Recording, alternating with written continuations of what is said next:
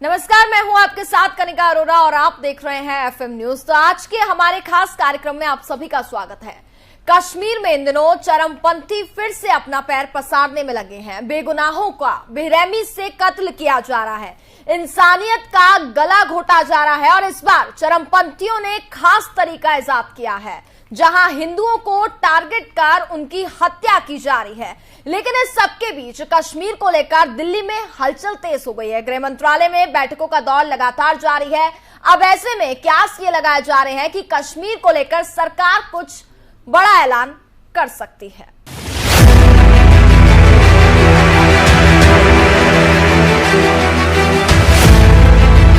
उसकी रुंदन से, करुण आवाज से मानो पत्थर में भी छेद हो जाए।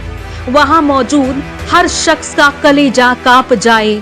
एक माँ के लिए कैसा वो बेबसी का आलम होगा जब उसने अपने जवान बेटे के शव को देखा। कोई इस बात की कल्पना भी नहीं कर पाएगा कि आखिर परिवार पर क्या बीत रही होगी। बेटे के शव को देखकर माँ उससे लिपट गईं और बार बार यही कहती रही, देख मैंने तुझे कहा था नौकरी छोड़कर आ जा, कम कमा लेंगे, लेकिन तुम माने नहीं। वो कभी बहू को संभालती तो कभी बेटे की ओर देखकर खुद बेसुध हो जाती। वहाँ मौजूद हर शख्स की आंखें नम थीं। किसी से कुछ कहते नहीं बन पड़ रहा था, लेकिन हर आंखों में बस एक सवाल कि आखिर कब तक अपने ही देश में बेगानों की तरह रहना होगा, जब जो जी चाहे किसी को भी गोली मारकर चला जाए। एक तरफ सरकार फिल्मों को प्रमोशन और टैक्स फ्री करने में लगी हुई है, दूसरी तरफ अपने ही देश में घाटी में लोग बेगाने से नजर आ रहे हैं। कितने ही घरों से निकल गए जनाजे, मेहरबान देर कर दी आपने आते आते। बीते महीने घाटी में 20 लोगों की निर्मम हत्या कर दी गई। कश्मीर में हिंदुओं पर आतंकी हमलों में हुई बढ़ोतरी और अब लोगों में फैले डर को देखते हुए केंद्रीय गृह मंत्री ने खुद मोर्चा संभाल लिया है। घाटी के सुरक्षा हालात को देखते हुए दिल्ली में बैठकों का दौर चला। बैठक में गृह मंत्री के साथ जम्मू कश्मीर के उपराज्यपाल मनोज सिन्हा, राष्ट्रीय सुरक्षा सलाहकार अजीत डोभाल, सेना प्रमुख मनोज पांडे, जम्मू कश्मीर के डीजीपी दिलबाग सिंह के अलावा अर्धसैनिक बलों और खुफिया एजेंसियों के टॉप अधिकारी बैठक में कश्मीर की परिस्थिति पर चर्चा कर रहे हैं। घाटी में टारगेट किलिंग और आतंकी हमलों से निपटने को लेकर गृह मंत्री ने अधिकारियों को सख्त निर्देश दिए हैं। एक तरफ दिल्ली में घाटी को लेकर मीटिंग का दौर चल रहा है, दूसरी तरफ विपक्ष सरकार पर लगातार निशाना साध रहा है। शिवसेना सांसद संजय राउत तो इस सब के लिए बीजेपी सरकार को कटघरे में खड़ा कर रहे हैं। सरकार के उस दावे पर जिसमें कश्मीर में धारा 370 हटने के बाद वहीं के हालात में सुधार की बात कही गई थी, संजय राउत उससे खोखला वादा बता रहे हैं। बीजेपी की फायर ब्रांड हिंदुत्व को लेकर भी सवाल उठ रहे हैं। देखिए, राहुल गांधी जी ने एक बात जरूर कही है, लेकिन कश्मीर की हालत बहुत ही गंभीर है। मैंने कल देखा कि गृह मंत्री जी ने एक इमरजेंसी मीटिंग बुलाई थी जम्मू कश्मीर के लेफ्टिनेंट गवर्नर के साथ। सरकार कोशिश कर रही है, लेकिन आज फिर वही हालत पैदा हुए जो 1990 में हुए थे। आपने कश्मीरी पंडितों की घर वापसी की बात की थी और उसके ऊपर आपने होड़ भी बटोरे थे पूरे देश में हिंदुत्व के नाम पर, लेकिन 370 हटाने के बाद भी कश्मीरी पंडित, कश्मीर की जनता, मैं सभी जनता की बात करता हूँ, हालत में कोई सुधार नहीं है। आज भी 2 लोगों की हत्या हो गई जो मजदूर थे, और चुन चुनकर कश्मीरी पंडितों को मारा जा रहा है। सरकार की तरफ से कोई सुरक्षा की व्यवस्था नहीं है। लोगों का स्थलांतर और पलायन जारी है। अगर ये किसी और पार्टी के राज में होता तो भारतीय जनता पार्टी ने हिंदुत्व के नाम पर, कश्मीरी पंडितों के नाम पर पूरे देश में एक बवाल वो लोग पैदा कर लेते। लेकिन गृह मंत्री आपके, प्रधानमंत्री आपके, जम्मू कश्मीर में आपका शासन है, फिर भी हमारे पंडित, हमारे भाई वहाँ एक तो जान गंवा रहे हैं, खून बहा रहे हैं या भाग रहे हैं। ये हालत ठीक नहीं है। तो वहीं दूसरी तरफ कश्मीर में बढ़ती टारगेट किलिंग से हिंदू कर्मचारियों में डर का माहौल है। कई संगठनों ने सरकार को अल्टीमेटम देते हुए सामूहिक पलायन की चेतावनी दे दी है। हालांकि कश्मीर प्रशासन ने भी सभी लोगों से शांति बनाए रखने की अपील की है और साथ ही बड़ा फैसला लेते हुए कहा था कि सभी हिंदू कर्मचारियों को जिला मुख्यालय पर तैनाती दी जाएगी और उनकी सुरक्षा के इंतजाम किए जाएंगे। लेकिन सबसे बड़ा सवाल कि डर के साए में आखिर हिंदुओं को कब तक जीना होगा। Special desk FM news. घाटी में बीते महीने में अब तक 7 सरकारी लोगों को टारगेट कर उनकी हत्या कर दी गई है। इस दौरान सरकारी कर्मचारी से लेकर प्रवासी मजदूरों को निशाना बनाया जा रहा है। टारगेट किलिंग से घाटी के हिंदुओं में डर और दहशत का माहौल पैदा हो गया है।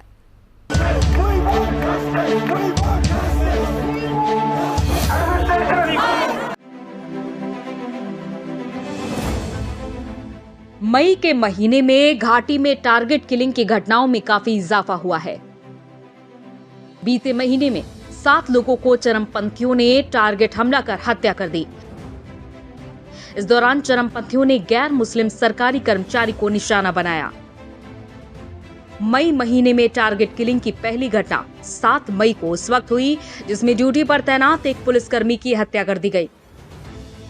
इसके बाद 12 मई को कश्मीरी पंडित राहुल भट्ट की बडगाम स्थित उसके ऑफिस में खुलकर गोली मार दी गई। इसके अगले दिन 13 मई को ऑफ ड्यूटी पुलिसकर्मी रियाज अहमद की उसके घर के बाहर आतंकवादियों ने गोली मारकर हत्या कर दी। 7 मई को बारामूला में रणजीत की हत्या कर दी गई। 24 मई को पुलिसकर्मी सैफुल्ला कादरी की उसके घर के बाहर ही हत्या कर दी गई। इस घटना के अगले ही दिन 25 मई को टीवी कलाकार अमरीन भट्ट की बडगाम में गोली मारकर हत्या कर दी गई।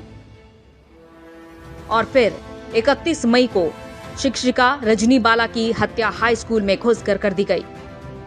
वो कैसा पल रहा होगा जब एक शिक्षिका को उसके ही स्कूल में घुसकर स्टूडेंट्स के सामने सरेआम गोली मारी गई।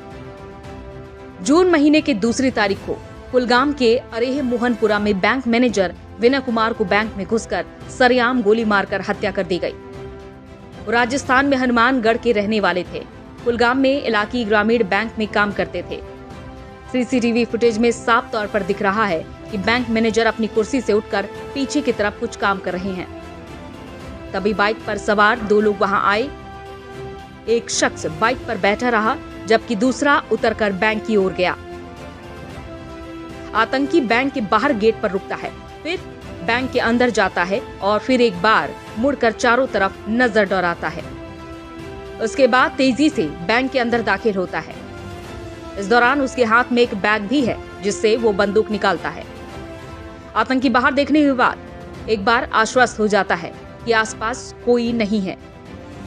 तेजी से बैंक मैनेजर पर ताबड़तोड़ गोलियां चलाना शुरू कर देता है। कई गोलियां चलाता है और तेजी से बैंक के बाहर वहां से चला जाता है। और इस बीच वहां कोई सुरक्षा नहीं, कोई देखने वाला नहीं। कश्मीर में आतंक के हमले थमने का नाम नहीं ले रहे हैं। घाटी के कुलगाम में बैंक मैनेजर की हत्या के कुछ घंटे बाद ही आतंकियों ने 2 प्रवासी मजदूरों को निशाना बनाया। बडगाम में ईंट भट्टे में काम करने वाले 2 प्रवासी मजदूरों पर आतंकियों ने हमला किया, जिसमें एक शख्स की मौके पर ही मौत हो गई और एक गंभीर रूप से घायल। ऐसे में सवाल उठता है कि आखिर कश्मीर में हिंदुओं का क्या होगा? क्या सरकार अपने दावे के मुताबिक सुरक्षा के अनुकूल माहौल बनाएगी या फिर राम भरोसे सब अपनी किस्मत को कोसे? Special desk FM news. जिस तरह से घाटी में हिंदुओं की हत्या की जा रही है उससे लोगों के जहन में 90 की तस्वीर ताजा हो रही है। 1990 में जो हालात देखने को मिल रहे थे, एक बार फिर से 2022 में भी वो तस्वीरें सामने आ रही है जब हजारों लोग दहशत के साए में कश्मीर से पलायन कर गए थे। आज वक्त काफी बदल गया है लेकिन स्थिति बहुत ज्यादा नहीं बदली है। तब भी लोगों ने डरकर घाटी छोड़ी थी और आज भी डर के साए में घाटी छोड़ने को मजबूर हैं। घाटी में हो रही हत्याओं के बीच वहां पलायन का सिलसिला शुरू हो गया है। अकेले कुलगाम में शिक्षिका रजनी बाला की हत्या के बाद फैली दहशत के कारण 100 से अधिक कश्मीरी पंडितों ने घाटी से जम्मू की ओर पलायन कर चुके हैं। श्रीनगर में भी सरकारी कर्मचारी जम्मू की ओर पलायन कर रहे हैं। उत्तरी कश्मीर के कुपवाड़ा जिले से भी एक वीडियो सामने आया जिसमें कश्मीरी पंडित ये कहते सुनाई दे रहे हैं कि हम जम्मू जाने के लिए सामूहिक पलायन के लिए तैयार हो रहे हैं। इसी तरह से श्रीनगर एयरपोर्ट पर लोगों की भीड़ दिखी थी। हालांकि बाद में एयरपोर्ट प्रशासन ने इसे रोजाना पैसेंजर ट्रैवल बताया था। लेकिन चाहे जो दावे किए जा रहे हों, लेकिन मौजूदा दौर में घाटी में लोग मौजूद समय में डर के साए में जी रहे हैं। घाटी में टारगेट किलिंग। 7 मई श्रीनगर में पुलिस कांस्टेबल गुलगाम हसन की हत्या। 12 मई बड़गाम में कश्मीरी पंडित राहुल भट्ट की हत्या। 13 मई पुलवामा में पुलिसकर्मी रियाज अहमद की हत्या। 17 मई बारामूला में ग्रेनेड हमला, रंजीत सिंह की मौत। तो 24 मई श्रीनगर में पुलिसकर्मी सैफुल्ला कादरी की हत्या। 25 मई बड़गाम में टीवी कलाकार अमरीन भट्ट की हत्या। 31 मई कुलगाम में महिला शिक्षिका रजनी बाला की हत्या। 2 जून बैंक कर्मचारी विजय कुमार की हत्या। 2 जून 2 प्रवासी मजदूर को गोली मार दिया गया और एक की जान चली गई। लोगों में डर का माहौल है। दबी जुबान से लोग फिर से घाटी में 90 का दौर लौटने की बात कह रहे हैं। डर के इसी साए के बीच लोग कश्मीर से पलायन कर रहे हैं। कश्मीर में जिस तरह से केंद्र सरकार विकास को धरातल पर मूर्त रूप देने में लगी है, उसमें चरमपंथियों के बीच बेचैनी बढ़ गई है। इसलिए हताशा में कश्मीरी हिंदुओं को निशाना बनाया जा रहा है। लेकिन चरमपंथी ये भूल गए हैं कि अब 90 का दौर नहीं है, ये आज का भारत है जो आतंकवाद को अब बर्दाश्त नहीं करेगा। जिस तरह से सरकार ने मामले को सीरियसली लिया है, तो आने वाले समय में उम्मीद की जा सकती है कि डर का साया खत्म होगा और लोग फिर से अमन चैन से घाटी में रह पाएंगे। लेकिन फिलहाल सबकी नजर केंद्र सरकार और गृह मंत्री पर टिकी हुई है। उनके सुरक्षा के लिए सरकार का अगला कदम क्या होगा? Special desk FM news.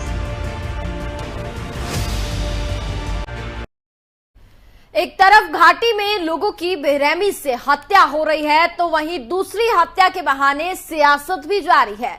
विपक्ष सरकार के उस दावे को सिरे से खारिज कर रही है जिसमें धारा 370 के बाद कश्मीर में शांति और अमन की बातें कही जा रही थी।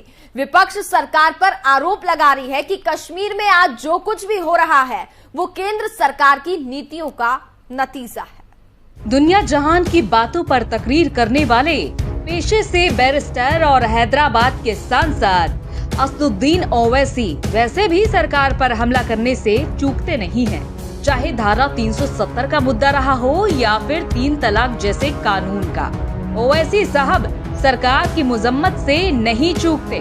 मौजूदा दौर में तो मसला कश्मीर को लेकर है, जहां आए दिन सरेआम हिंदुओं को टारगेट कर मौत के घाट उतारा जा रहा है। तो भला ओवैसी साहब कैसे पीछे रहते? उनके लिए मानो जैसे कश्मीर में मासूम लोगों की बेरहमी से हत्या के बहाने सरकार को घेरने का अवसर मिल गया।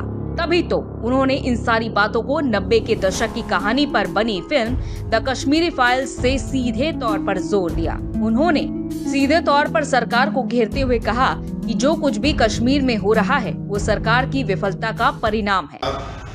हिस्ट्री से लेसन नहीं ले रही है। जो गलती 1989 में हमने की थी, वो गलती वही उसी लाइन पर गलती नरेंद्र मोदी की सरकार कर रही है। 1989 में भी ऐसा ही हुआ था कि पॉलिटिकल आउटलेट को बिल्कुल बंद कर दिया गया था।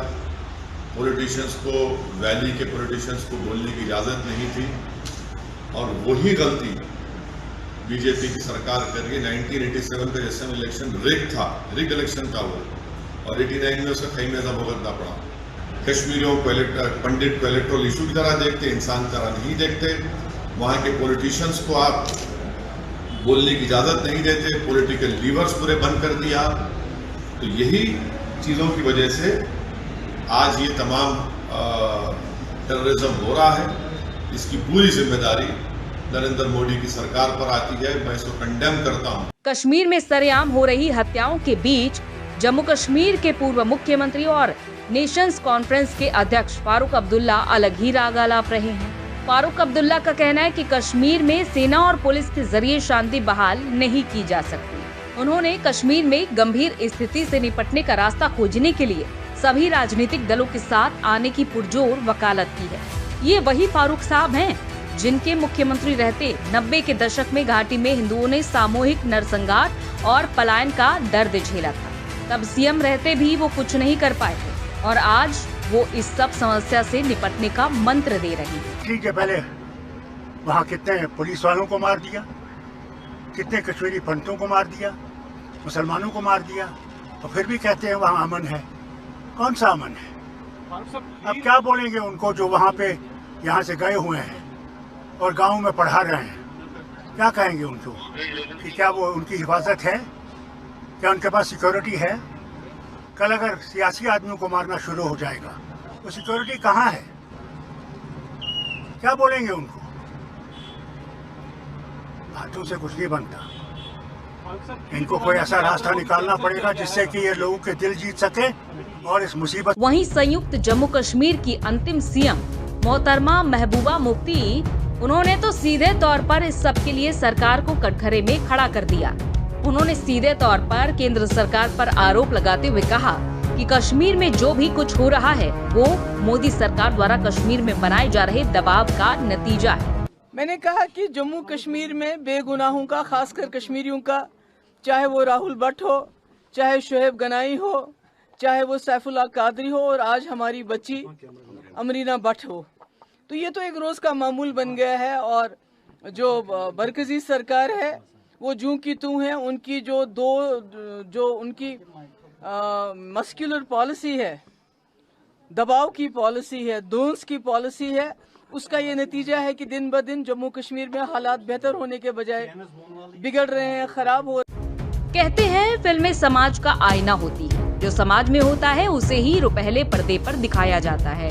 कोई कश्मीर में हो रही हत्या के लिए फिल्म को, तो कोई सरकार को कसूरवार ठहरा रहा है। जितने मुंह उतनी बाती। कश्मीर में हिंदुओं की हत्या पर सब अपना अपना राग अलापने में व्यस्त है, लेकिन कोई उनसे पूछे जो डर और बेबसी के साए में अभी भी जी रहे हैं। 21वीं सदी में भारत के किसी राज्य में ऐसा होना हुक्मरान और उसके हाकिमों के माथे पर एक बदनुमा धब्बा जैसा है, जिसकी टीस पूरे देश में महसूस की जा रही है। Special desk FM news. एक तरफ जहां विपक्ष सरकार पर निशाना साध रही है, तो वहीं दूसरी तरफ बीजेपी घाटी की स्थिति के लिए पाकिस्तान को जिम्मेदार बता रही है। वहीं कश्मीर में इन दिनों जो कुछ भी हो रहा है, बीजेपी के प्रदेश प्रमुख इस सब के लिए पड़ोसी देश पाकिस्तान को कसूरवार ठहरा रहे हैं। पाकिस्तान पर घाटी में अमन चैन का माहौल खराब करने और मानवता के कत्ल का आरोप लगा रहे हैं। वो घाटी में 90 के दशक वाली स्थिति दोहराने की बात कह रहे हैं। इंसानियत का कत्ल पाकिस्तान और पाकिस्तानी आतंकवादी कर रहे हैं। मानवता का कत्ल, मानवता भी शर्मा गई।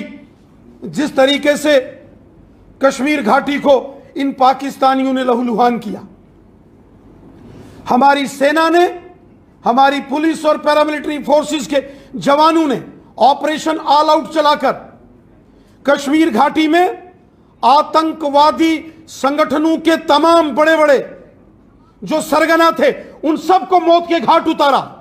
वो लश्कर है, जैश है, हिजबुल मुजाहिदीन है या जो कोई भी है, इन सभी आतंकवादी संगठनों के बड़े बड़े सरगना हमारी सेना और पुलिस ने जमींदोज कर दिए। आज आतंकवादी संगठनों की कमर भारतीय सेना ने तोड़ी तो ISI जो पाकिस्तान की खुफिया एजेंसी है और पाकिस्तान की जो आर्मी के जम्मू कश्मीर विरोधी, भारत विरोधी मॉड्यूल हैं, वो सब यहां ध्वस्त किए गए। और फ्रस्ट्रेशन में, डिस्परेशन में आकर पाकिस्तान के इन आतंकवादियों ने आतंकवाद के इस मॉडस ऑपरेंडी को बदला है। जो आतंकवादी सीमा पार से कभी AK-47 और AK-56 और रॉकेट लॉन्चर लेके घुसपैठ करते थे, आज उनको घुसपैठ करते ही मौत के घाट उतारा जाता है। जब सरकार शिक्षा और सुरक्षा के पुख्ता दावे का दम भर रही है तो फिर सवाल उठता है कि ये वारदातें आखिर हो कैसे रही हैं। धारा 370 के बाद स्थिति में बदलाव की बात कही जा रही है तो फिर सवाल उठता है कि आखिर ऐसा क्यों हो रहा है। जब सीमा पर इस तरह की घटनाओं को अंजाम दिया जा रहा है तो फिर सवाल उठता है कि आखिर सब कुछ मालूम होने पर भी कोई कार्रवाई क्यों नहीं की जा रही है। आखिर कब तक लोग अपने ही देश में डर के साए में जीते रहेंगे? कब तक लोगों को ऐसे ही मौत के घाट उतारा जाएगा? खैर, जिस तरह प्रधानमंत्री नरेंद्र मोदी ने खुद इस पूरे मामले को देख रहे हैं तो आने वाले समय में उम्मीद की जा सकती है कि घाटी में जल्द ही अच्छी स्थिति बन सकती है और जन्नत फिर से जगमगा उठेगा। Special desk. तो घाटी में टारगेट किलिंग जो है वो लगातार जारी है। 7 मई को श्रीनगर में पुलिस कांस्टेबल गुलाम हसन की हत्या की गई। 12 मई को बड़गाम में कश्मीरी पंडित राहुल भट्ट की हत्या की गई है। 13 मई की बात करें तो पुलवामा में पुलिसकर्मी रियाज अहमद की हत्या की गई। उसके बाद 17 मई को बारामूला में ग्रेनेड हमला किया गया जिसमें रंजीत सिंह की मौत हो गई थी। 24 मई को श्रीनगर में पुलिसकर्मी सैफुल्लाह कादरी की हत्या की गई है। उसके बाद 25 मई को बड़गाम में टीवी कलाकार अमरीन भट्ट की हत्या हुई। इसके बाद 31 मई को कुलगाम में महिला शिक्षिका रजनी बाला की हत्या को अंजाम दिया गया। 2 जून की बात करें तो बैंक कर्मचारी विजय कुमार की हत्या की गई।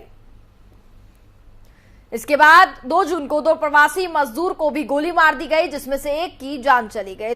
कि आप समझ सकते हैं कि पिछले महीने के भीतर ही 7 घटनाएं जो है वो घट चुकी हैं और रेशियो अगर हम निकालें तो 4 दिन में 1 घटना है, 1 हत्या है वो हो रही है।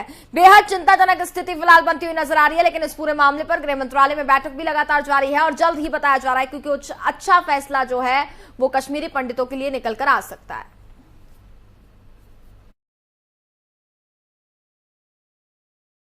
और इसी के साथ फिलहाल इस कार्यक्रम में बस इतना ही। देखते रहिए एफएम न्यूज। नमस्कार।